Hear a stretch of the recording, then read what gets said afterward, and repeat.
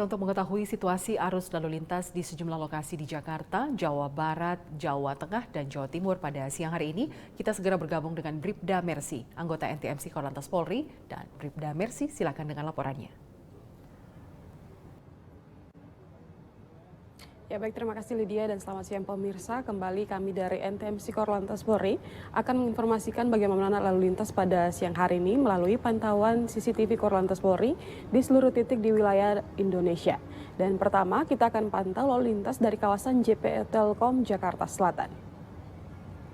Ya baik pemirsa, untuk arus lalu lintas di kawasan ini dari arah Pancoran menuju Semanggi siang hari ini terpantau masih dalam kondisi relatif lancar baik untuk lalu lintas di jalur tol dalam kota maupun lalu lintas di jalur arteri. Walaupun lalu lintas di kawasan ini masih terpantau dalam kondisi lancar, kami tetap menghimbau bagi pengendara untuk tetap selalu menjaga batas kecepatan maksimal kendaraan Anda demi keselamatan Anda pribadi maupun pengendara lain. Selanjutnya pemirsa, kami akan ajak Anda untuk melihat lalu lintas dari kawasan Puncak Kilometer 81 Jawa Barat.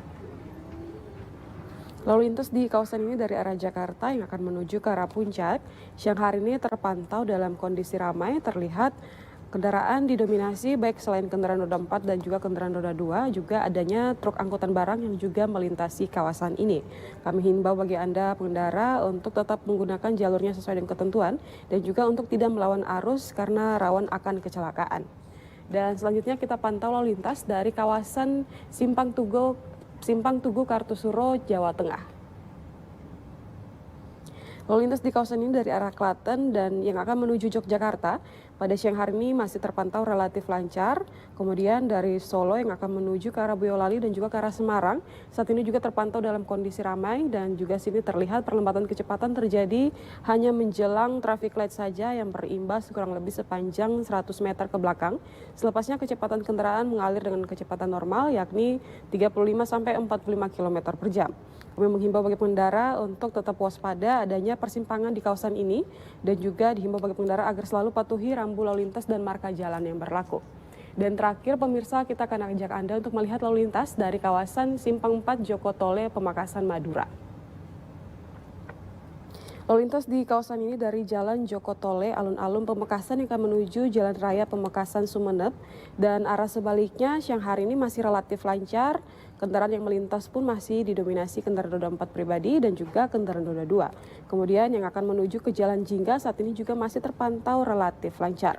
Kami menghimbau bagi pengendara untuk selalu gunakan lajur sesuai dengan ketentuan dan juga ikuti aturan lalu lintas yang berlaku. Kemudian untuk dari Jalan Pemekasan Pakong yang akan menuju ke Jalan Joko Tole alun-alun Pemekasan siang hari ini juga masih terpantau dalam kondisi relatif lancar.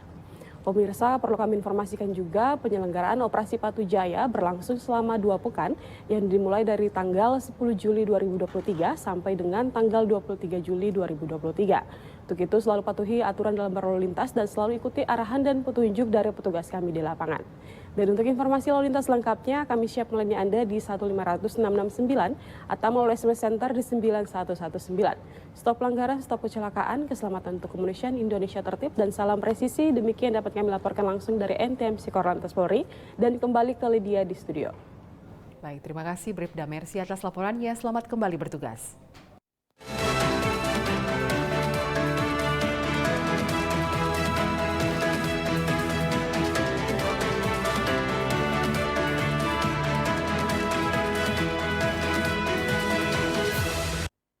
Direktorat Reserse Kriminal Khusus Polda NTB menangkap 2 pelaku pengoplosan LPG subsidi 3 kg.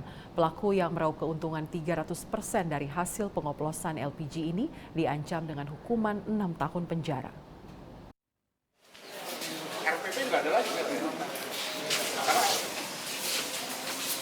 Direktorat Reserse Kriminal Khusus Polda NTB menangkap 2 pelaku yang diduga mengoplos LPG subsidi 3 kg. 2 pelaku berinisial LS 46 tahun dan LI 40 tahun berasal dari Desa Monggas, Kecamatan Kopang, Lombok Tengah, Nusa Tenggara Barat. Pelaku ditangkap pada 6 Juli 2023 saat sedang mengoplos LPG subsidi dengan cara memindahkannya beberapa tabung 3 kg ke tabung 5,5 kg dan 12 kg yang non-subsidi. Pelaku membeli LPG 3 kg dengan harga Rp30.000. Kemudian kalau sudah dipindahkan ke 5,5 kg menjadi Rp100.000. Selanjutnya jika dipindahkan ke 12 kg menjadi Rp120.000. Sesuai dengan fakta yang didapat oleh penyidik mendalami temuan di TKP dan melakukan pemeriksaan sebagaimana diatur di KUHP, memformulasikan modus operandinya itu sudah berjalan sekitar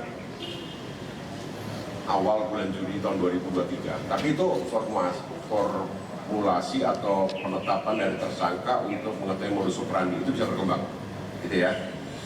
Jadi pelaku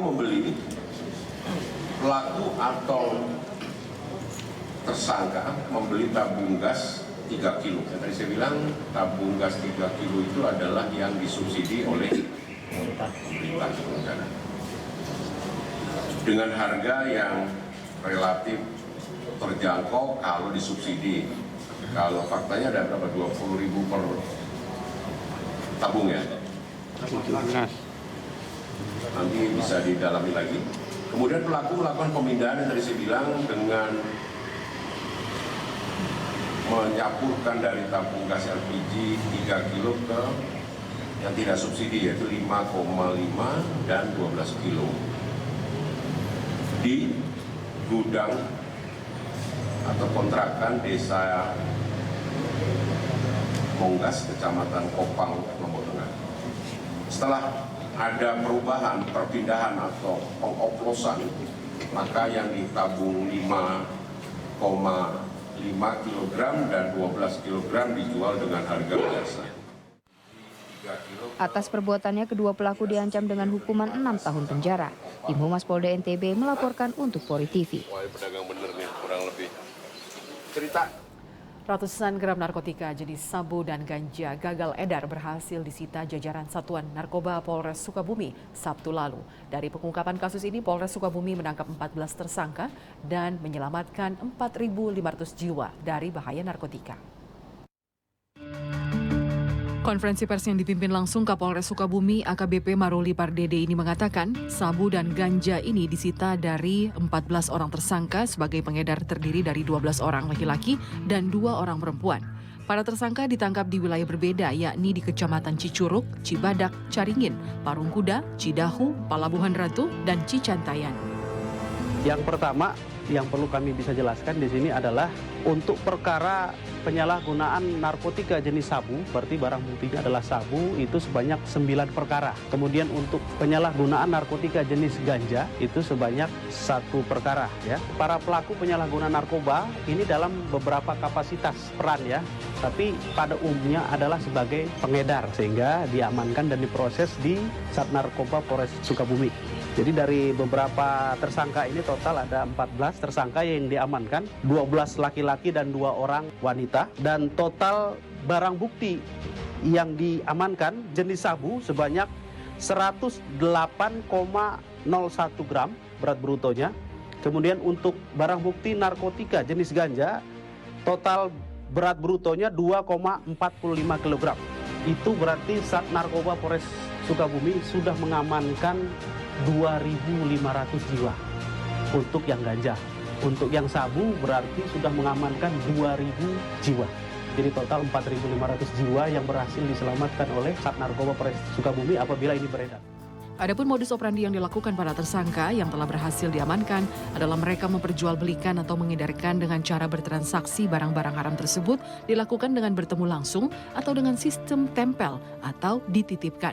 Para tersangka dijerat dengan Undang-Undang Narkotika Nomor 35 Tahun 2009 dengan penerapan pasal mulai dari pasal 114, 112, dan 111 dengan ancaman penjara maksimal seumur hidup. Tim Humas Polres Sukabumi melaporkan untuk Polri TV. Presisi Siang akan segera kembali, tetaplah bersama kami.